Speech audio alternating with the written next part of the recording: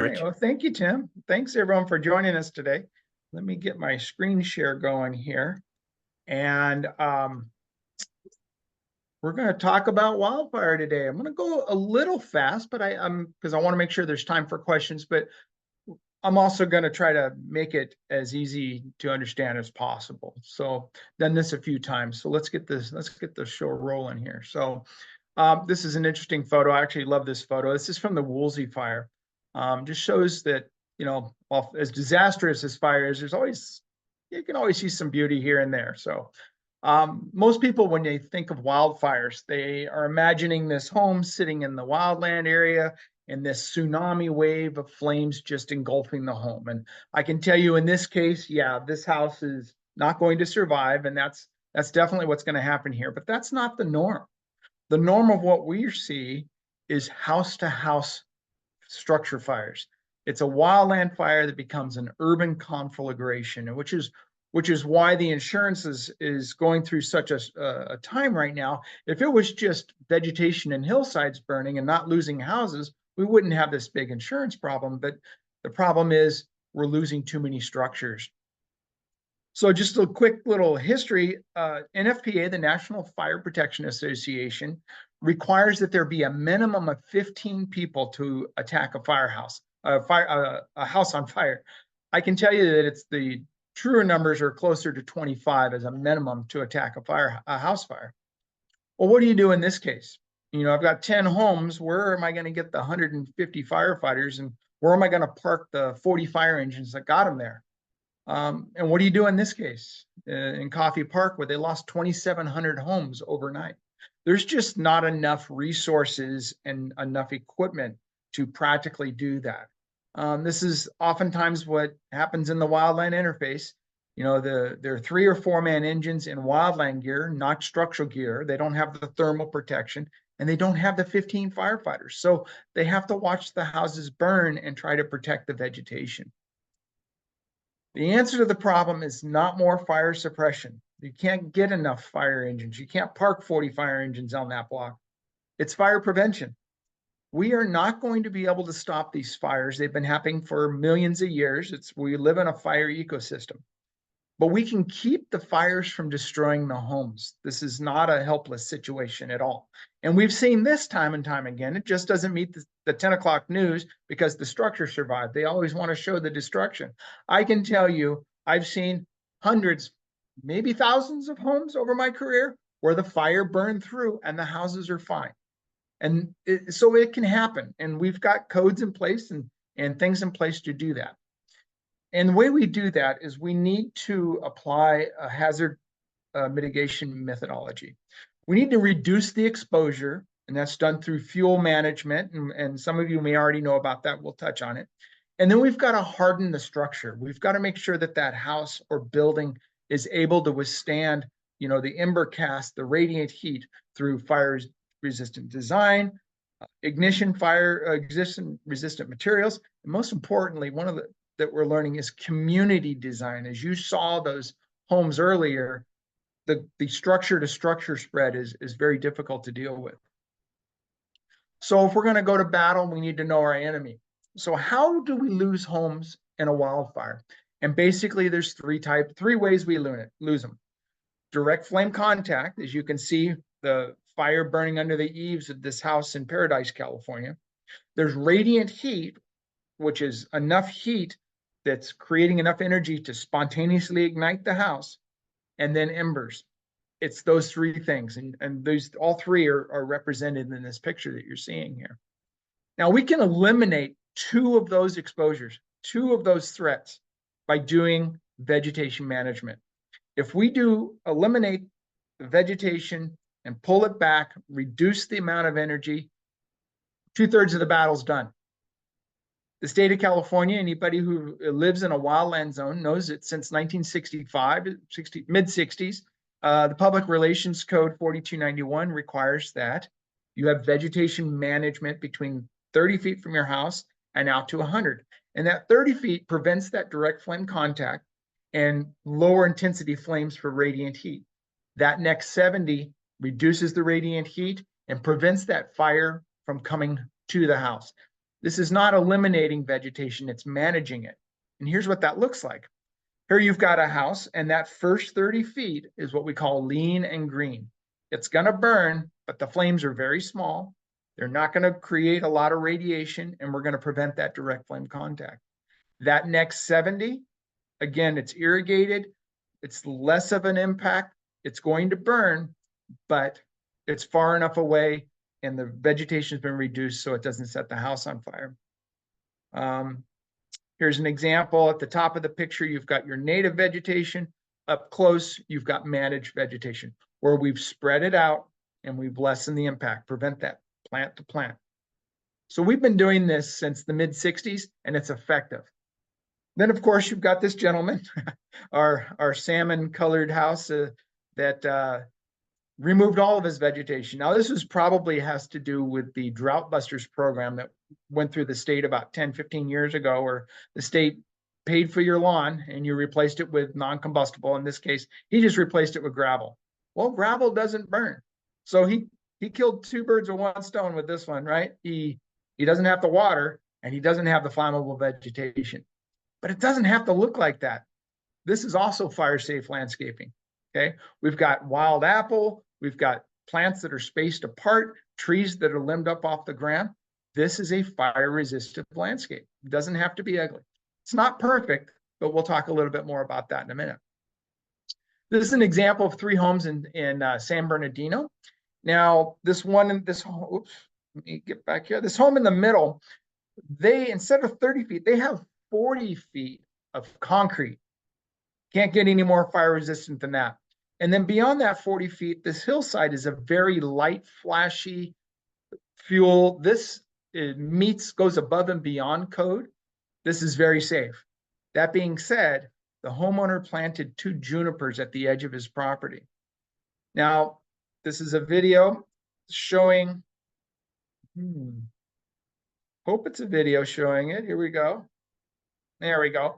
Now you see the fuels that are burning are light, flashy fuels, very manageable. Firefighters can practically walk up to it and stomp on it, okay? But watch what happens when that low intensity fire hits that juniper. Now, during this firefight, the firefighters ran out of hose. They had to make a quick connection, which takes seconds. But during that connection, take a look at those flames on that 8 to 10 foot juniper that's 40 feet away from the house. And it's going to burn for less than 30 seconds. But you'll see what kind of energy is produced and the impact that it has on that house. So the firefighters have shut down the water. They're making their quick switch over because they couldn't get behind the houses because the gates were locked. But look what that juniper's doing. And the lengths of those flames are 35 feet. You're just about getting to the house. Now that's a 8 to 10 foot juniper. And while this only burns for 30 seconds, when the camera pans around and you look at this house, you'll see the impact it had on the vinyl siding and also the impact into the windows. So look at the house. I know it's hard to look away from the fire, but look at the side of the house. See how the vinyl siding is blowing away and falling off of the house. In that short amount of time, it impacted that house. Now, thankfully, it was only one plant that was managed. Could you imagine a row of those and the impact that would have? That's enough radiant heat that can go through the windows, set the draperies on fire, set the inside of the house on fire. Now, remind you, this is 40 feet away, meeting state code. These are also junipers. If you don't recall what a juniper is, here's a juniper. Now, after seeing that fire you just saw, what impact do you think this juniper next to this window on the right would do to that house? I can tell you the house will not survive if that juniper catches on fire. We even see junipers that are planted low to the ground, 18 to 24 inches. We like to put them around our house next to the windows to prevent, burglars or people coming up to your window. Well, that 2 feet of juniper is going to put 8 to 10 foot intense flames against those windows, and the house won't survive that. And of course, we love our Italian cypresses. They too are a big problem. Now, see the embers that are coming off of those cypress trees, or the Italian cypress, large pieces of fire that will travel for blocks. And while all the firefighters are coming here to attack this, this is a trash can fire that got into the junipers and eventually took the house out. As all the firefighters are responding here, an ember can land 2 blocks away and start another fire like that. But now there's no resources because all the firefighters are here. And the next closest fire station is going to have to come from further away. And this is how those urban conflagrations begin. Even grass fires. So here you see a grass fires. They typically move really fast. So the heat's not there for a sustained amount of time. The flames are very small. You can see the firefighters are actually right up on the grass line of fire right there. Not a problem.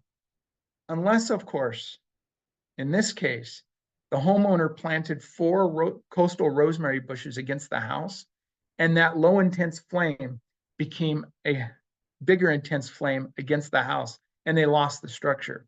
In fact, on the left here, you'll see that the trees and plants, when the grass fire went underneath, it wasn't even enough energy to get those going. So what we do next to our house is important. Now we're looking at this neighborhood or HOA.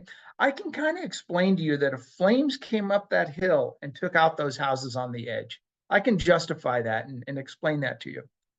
How do you explain the houses in the middle that are across the street or 2 blocks away and they're burning? They didn't get hit by the fire coming up that hill. This is more of what we're seeing. This is Coffey Park. Now, where's the wildland interface? Where's the mountain? Where's the hillside? This is just a standard neighborhood with their typical trees planted by the homeowners. We see this all the time. Overnight, they lost 2,700 homes because they didn't have the 15 firefighters per home. Some of you may remember this, 1993, the Emerald Bay fire. This was called the Miracle House because it survived the fire. Well, actually, it's not a miracle. I look at the house and I see that it's non-combustible, tile roof, managed vegetation. Ironically, this homeowner was self-insured. But when I see this picture, I am interested in the miracle vegetation that didn't burn. It was only the structures that burned. It was interesting. Of course, now everyone knows the Miracle House of this year's in Lahaina. And other than the fact that it's white with a red roof, which is purely a coincidence, this homeowner, when they restored the house, they put a 0 to 5 non-vegetated path around the house because of insects. If you want to control termites and insects, you don't want moisture next to the house. So they put gravel around it. That was a contributing factor to why this house survived. So we'll still call it a miracle, but there's more to it. And this is what happens. This is from the Woolsey fire. You've got a condo or townhome situation. Embers will get into the mulch, into the azaleas, the roses, whatever next to the house. These will actually burn for days. And you can imagine if the firefighter's not there doing what he's going to do, and he's doing his best, and there's no guarantee that that's going to work, because 2 days later, that smoldering can still get into that weep screed or get into the foundation and set the house on fire. This is the problem. So we now know beyond that 100 feet and that 30 feet, there's a new zone that turns out is the most critical zone. Now, firefighters have known this for a long time, and that's the immediate zone or zone 0. And that's anything within 5 feet of the structure. This is now in the California Fire Code. It's not being enforced yet. That's coming, where they're going to require that there be a ignition resistant zone within 5 feet of the house. So let's take a look at what that looks like. On the left here, this is from the Insurance Institute for Business and Home Safety. They've done tremendous amount of studies over the last 10, 12 years on effects of wildfires on homes. So on the left, you've got your standard home. You got your Italian cypresses, your azaleas, your bark mulch. On the right is the new standard. It looks very different. But it's critical that we keep anything within 5 feet of that house from burning. This is the new IBHS standard. Some of you may have heard about the Wildfire Prepared Home Program through farmers. This is the standard. And here's a little video that demonstrates this is some of the testing that IBHS did. On the left, your standard home, mulch, your azaleas, your wooden fence, standard construction. On the right, they've got that 0 to 5. They've replaced it with gravel. They removed the wooden fence and replaced it with a non-combustible metal fence, and it works. And I can tell you from years of experience out in the wildland, seeing why homes burn down and why they don't, it's that first 5 feet. It's not this tsunami wave. It's the little fires that will take out the house, not the tsunami wave. Here's some examples of 0 to 5 that's been placed around structures. At my house, I did it one Saturday. This is not something you have to hire a company. Get your kids out there, your grandkids out there. I just removed the vegetation, replaced it with gravel. This is the CEO of our company. We did it for him. He actually has a Wildfire Prepared Plus home. We'll talk about that, but we practice what we preach. It's the old, not only is he a client, the president, he's a client, something like that, the hair club for men. Back to our salmon friend who removed all of his vegetation and yet still lost his house. The white fence is still there, and there's reasons for that, but we won't get into that. This is some other things we're seeing. You've got your wildland firefighter. Now, they made entry into the front door to make sure nobody was there and see what they can do. But the attic and second floor on fire, not the first floor. In fact, the palm trees aren't burning. There's no vegetation next to the house burning at all. Why is the attic burning? This is Laguna Niguel, the coastal fire. Now, the insurance company came in and had them remove the Italian cypress. Good move. That would have taken out those houses. And they had decent vegetation management. They've got a 30-foot zone and a bike path or a trail there. So good job, and very green properties. However, in the coastal fire, every single home, there was like 21 homes, and they were in the $5-6 million ranges. All of them, the attics caught on fire. The vegetation of the property is not burning. The first floor is not burning. It's the attic burning into the second floor and eventually the first floor.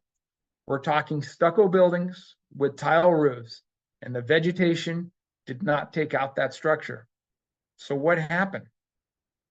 This is what happened. During a wildfire, again, the flames are not going to touch this house. But do you see the billions of little pieces of fire that are impacting that structure? That's ember intrusion.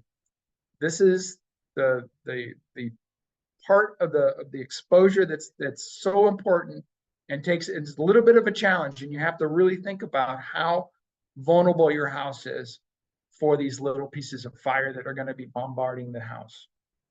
And you've got firefighters there, but if an ember got into the attic and set it on fire, there's not 15 firefighters in structural gear, and you're going to lose that structure. So this is the solution. And this is the problem. I'm going to talk about the solution. It's the vents of the structure. The attic vents, the foundation vents, any kind of opening that gets into the structure is where those embers will land. And any home built prior to 2008 are going to have vulnerable vents for embers, 1/4-inch mesh. So the good news is we can retrofit these vents with ignition resistant, ember resistant vents. There's a mesh we can use. It's a 16th-inch non-combustible mesh. So we can solve this problem. This is on my last strike team before I retired. This is in the Sequoias. We had that's my crew putting that 5-foot line around the house. We always do that. But underneath the house was this, it was open and they had a lattice work. We actually have this on video from a ring cam from a neighbor. Embers went underneath there and caught the underside of the house, and we lost that house in about an hour. About an hour after you see my guys there, we lost the house because the embers got underneath it. We have answers to that. This is a approved wildfire mesh. It's stainless steel, came out of Australia, very effective. So if you have a deck or under appendage coming off of your house, the problem with decks, even with this one, which is only maybe 3 inches, throughout the year, leaves and debris get underneath that deck and you don't even know it's there. During a wildfire, embers will also get underneath that deck and set that debris on fire. And before you know it, the deck's on fire, it's attached to your house, it catches the house on fire. So it's imperative that any deck be screened to the ground. Anything under 4 feet needs to be screened or boxed to the ground to prevent that debris, and more importantly, prevent those embers from getting underneath there. And this is an approved mesh. It's approved by the State Fire Marshal's Office. Gutters, another problem. We clean out our gutters just before the rainy season because we want them to catch the water and shed it away from our house. Once the rainy season is over, we don't think about it again until next winter. Problem is, the debris that did get caught in there during the winter or over the summer will catch into your gutters, and all of a sudden it's August or September and you've got dry debris in those gutters that'll catch embers, and it'll set the edge of the house on fire, set the roof on fire. On the right, these are studies that IBHS did on the effect of plastic gutters. Not only do they set the edge of the roof on fire, then they fall to the ground and set the bottom edge of the house on fire. So it's imperative for your gutters that they be non-combustible and have a non-combustible gutter guard. So those are some home hardening, important home hardening tactics that need to be in place. And it has to be both. We need to have the vegetation management, that defensible space to prevent the radiant heat and those direct flames and reduce that ember cast. And we have to harden the structure. They work together. If you're not going to do vegetation management, don't bother hardening the structure because the radiant heat and the flames are going to get it. If you're going to vice versa, you got to do both. One is not going to do it. If you just do the vegetation, you still have that ember problem. So it's a holistic approach. And what we just talked about was the home hardening and the vegetation management. That's the basics. Are there other things? Of course there are. But the basics are those 2 things. And that's like a vanilla cupcake. We've all had a really good vanilla cupcake that doesn't need frosting, and we'll eat that cupcake, right? There are other things. There's the FOSCHEC, long-term fire retardants, fire sprinklers, pool pumps, fire doors, many things that industry has come up with to help protect structures. That's the frosting on the cupcake. In other words, these are not the answer. These are the frosting. And you're not going to come to my house and I'm not going to give you a jar of frosting and call it dessert. We got to have that cupcake first. So let's talk about some of the frosting that we can put on this cupcake. Well, the motto around here is an ounce of prevention is worth a pound of suppression. The fire guys don't usually like that, but that's our motto. Again, we talked about the 100 foot, the 30 foot, the 0, the intermediate zone. Once that's in place, we can come in and place fire retardant on the remaining vegetation to make it non-combustible. It is the same fire retardant that comes out of the planes. We just don't have the red dye in it, but it's called FOSCHEC. It's a long-term fire retardant.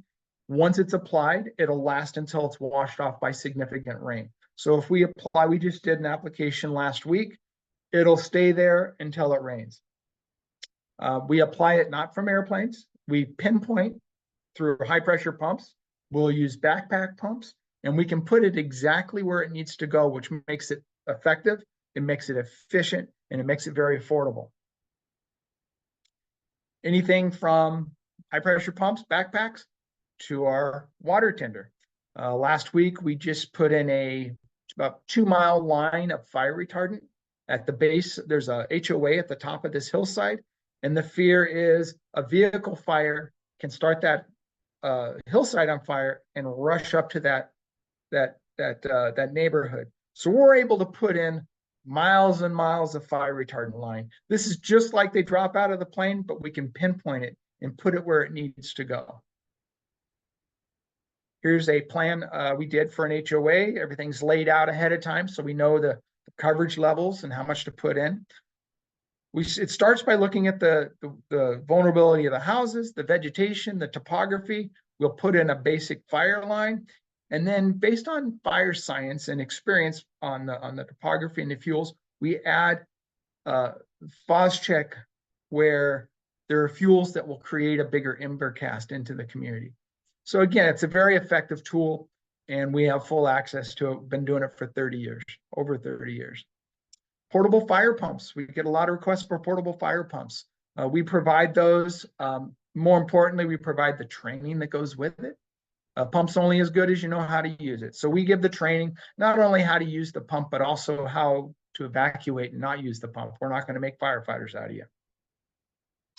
Fire gels, these came on the market about 15 years ago. They are effective. You got to put them on, they'll last 8 to 24 hours. Most people will put these in front of their house with a sign so the fire department knows that the gel is there. So the fire department will actually apply the gel or rehydrate it, double check it, make sure it's okay. The Zacifier, we actually maintain gel on the side of a structure for about 8 days. And every day we would mist it and rehydrate it. So it's another effective tool, piece of that frosting. Exterior sprinkler systems and foam systems, those are available. We vet the different companies on it. It's appropriate in a lot of cases. It's not the answer, but it is another tool in the toolbox. Fire doors. We actually had a customer such as this picture here, where you've got this big exposure of windows, which is wonderful, and I bet the view is great. But how do you protect that during a wildfire from either the heat or debris and rocks that will get caught up in those 60 to 80 mile an hour winds? We have access to electric fire doors that'll come down. These are very popular in Europe, and they're very effective. Wildfire monitoring. This is something that you can do. There's many apps out there. There's Pulse Point. There's a CAL FIRE app that you can set the parameters to that'll let you know if there's a wildfire close to your house, so you can put your wildfire plan together. So let's talk about wildfire plans. On the left, here's the Woolsey fire. This is Pacific Coast Highway coming southeast. See that lady standing there in the traffic because it's not moving. Everybody's trying to get out. On the right, this is the Paradise Fire. I don't know if you've seen the videos. This is 10 o'clock in the morning. It's tragic. Lives were lost. This is what it's like if you look over at the fire on the left. I can tell you the other side of this fire looks like this on the right. So it's important to evacuate as early as possible and know more than one way to get out of your neighborhood. And that's by putting together an evacuation plan. This is very simple to do. You can go to CAL FIRE Ready, Set, Go and do your own evacuation plan. We actually provide this for our clients. It's no secret. It's the Ready, Set, Go. You just have to take the time to do it. And once you do it, you're going to make sure everyone in your household knows the plan. So when that alert does come to your phone, you can put your plan into motion. Allied Talk. I got to talk a little bit about our company. We have firefighters, over 250 years of experience. We're retired firefighters, fire marshals, fire investigators, foresters. We're doing this for the fun of it. The money doesn't hurt either, but we're doing it because we got out of the fire business and we still want to stay in the game. So the heart on these guys and gals is tremendous, and the institutional knowledge, we're using that to continue that firefight. So some of the services that we provide are wildfire home assessments. We go out and we check the home, not with a checkbox. It's based on what we call fire modeling. The firefighters get out there as if they're back on that fire engine. If there's a wildfire right now, is this house going to survive? And if the answer is no, what do we need to do? And we create that plan where that house has the risk is reduced to a point where the chance of it surviving without the fire department is increased tremendously.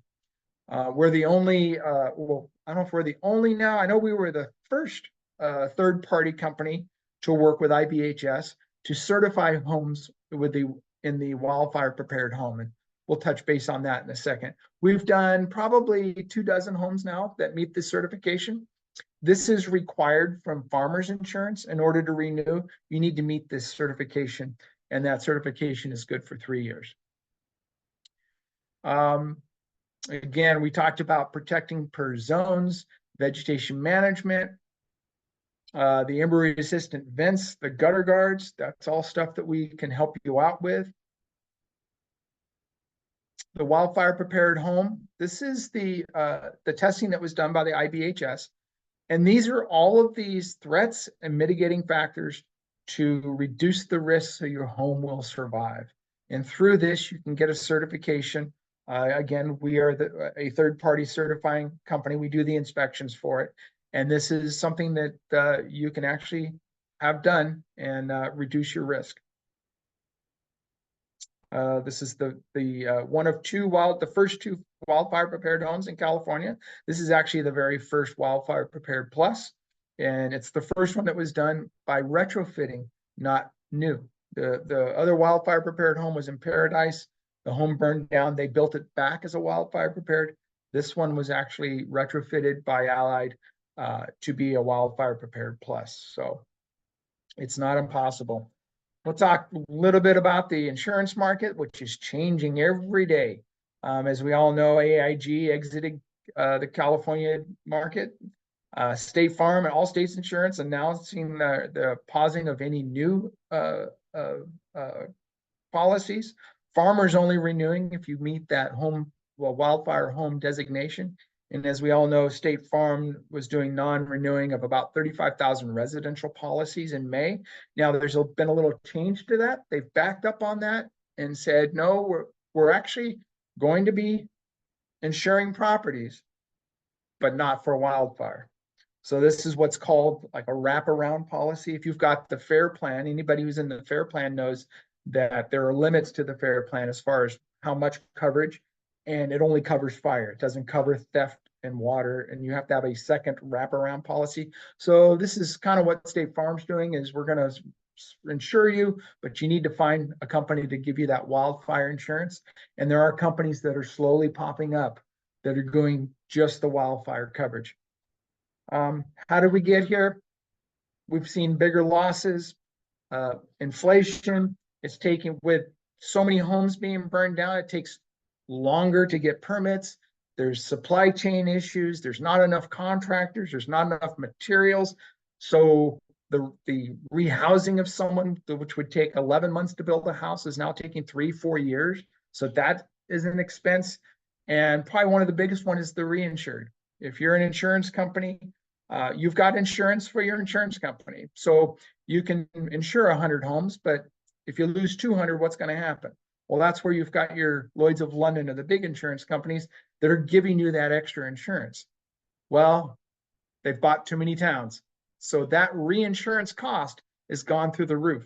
And the way that California regulates its insurance, those reinsurance costs cannot be passed down to the customer. So all of a sudden, I'm a company that it's costing me more money to stay in business than I can collect in my premiums. And it's a glitch in the California, no, it's not a glitch. It's the way the California insurance industry, insurance, help me out, Tim. The Department of Insurance. Thank you. Regulations is laid out. And that was created in the 80s to protect consumers. And it's actually did a very good job until the losses are becoming more than what is able to cover. So that's where the problem is. These are all the mitigating factors that we talked about. The wildfire prepared home requires all of those mitigating factors to be in place. Your admitted carriers, such as State Farm, Farmers, they'll offer discounts for various mitigating factors.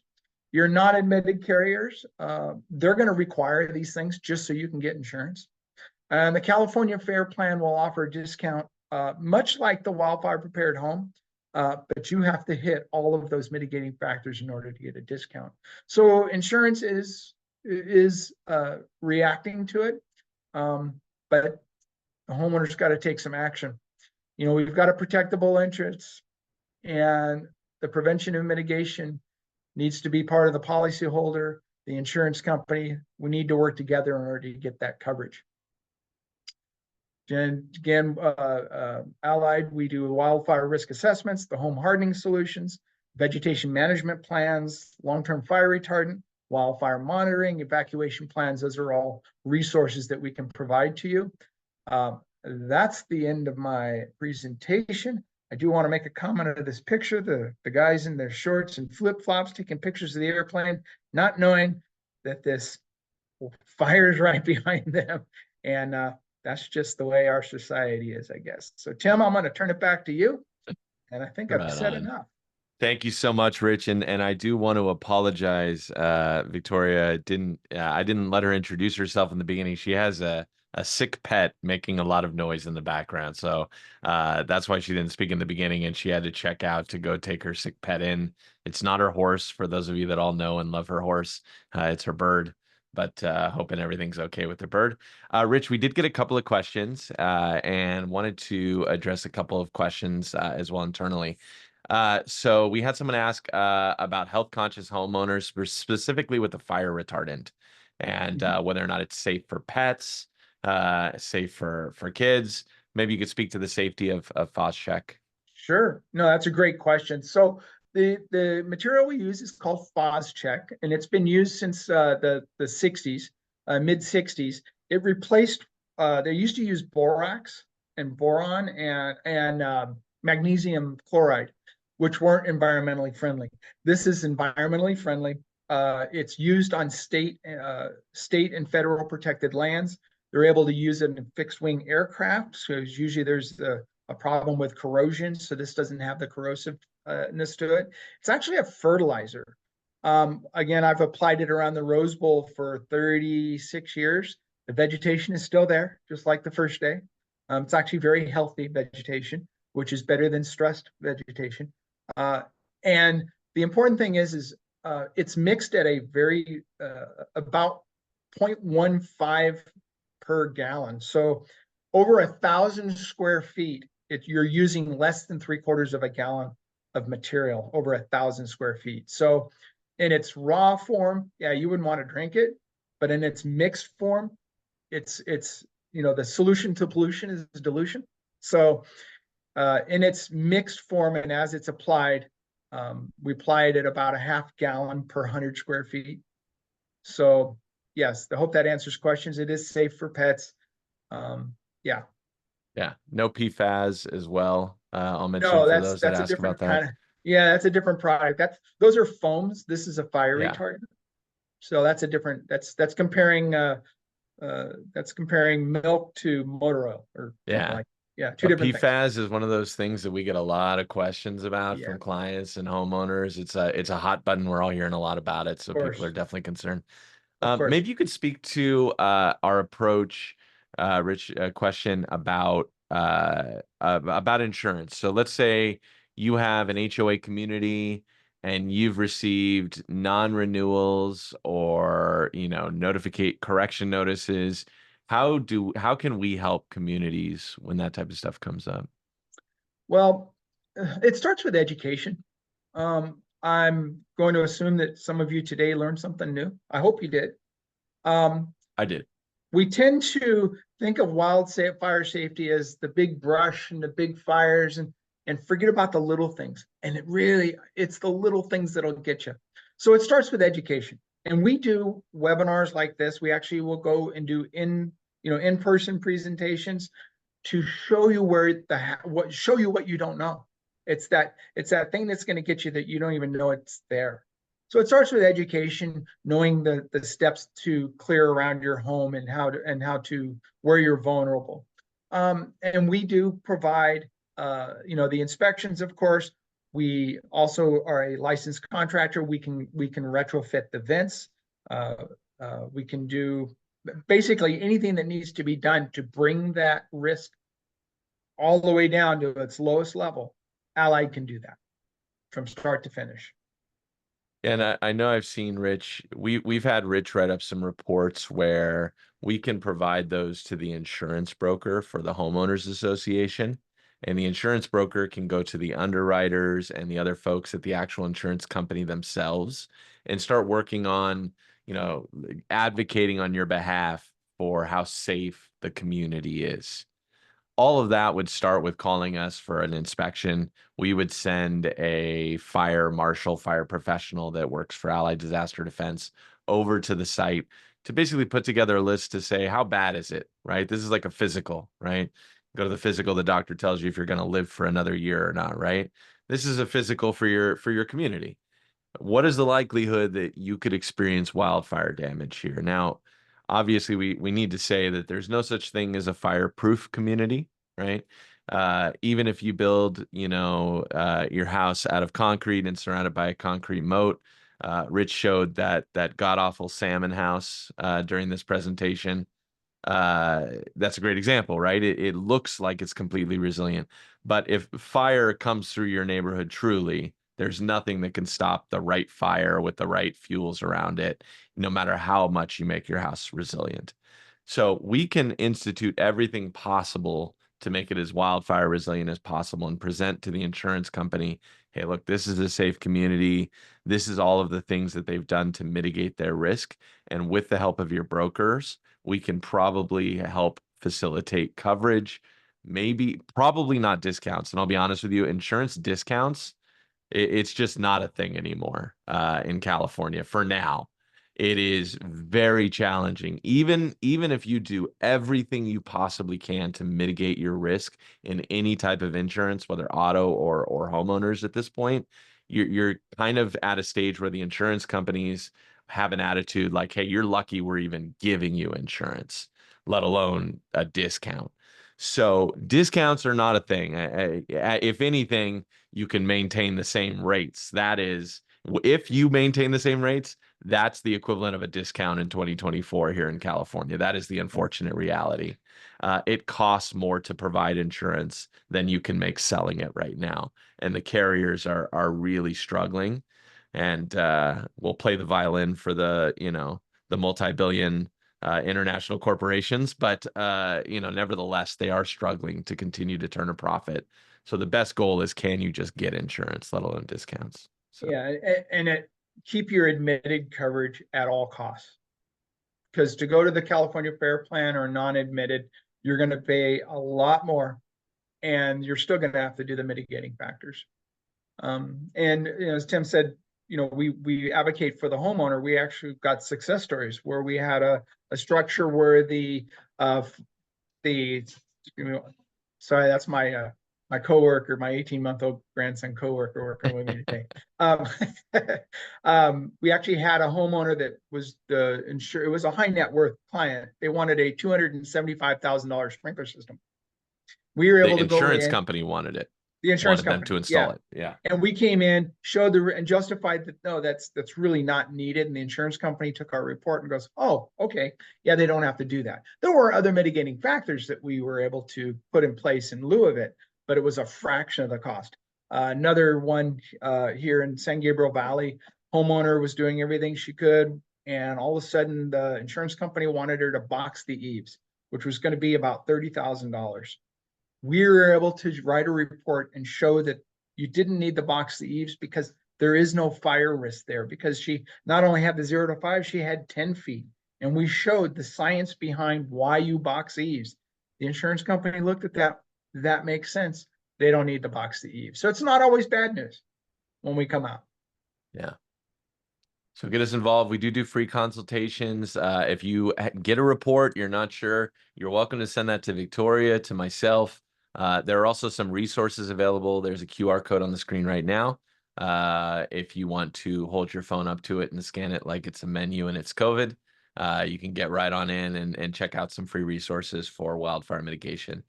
I'm not seeing any other questions, so we'll go ahead and wrap the webinar. We will be sending out a recording of this. And if you do have any questions you'd prefer to ask one-on-one, please feel free to reach out to Victoria and myself. Or your other account manager. Thank you all for being here. Have a fantastic remainder of your week, and we'll see you all soon. Have a good weekend, everyone. Be safe. Thank you.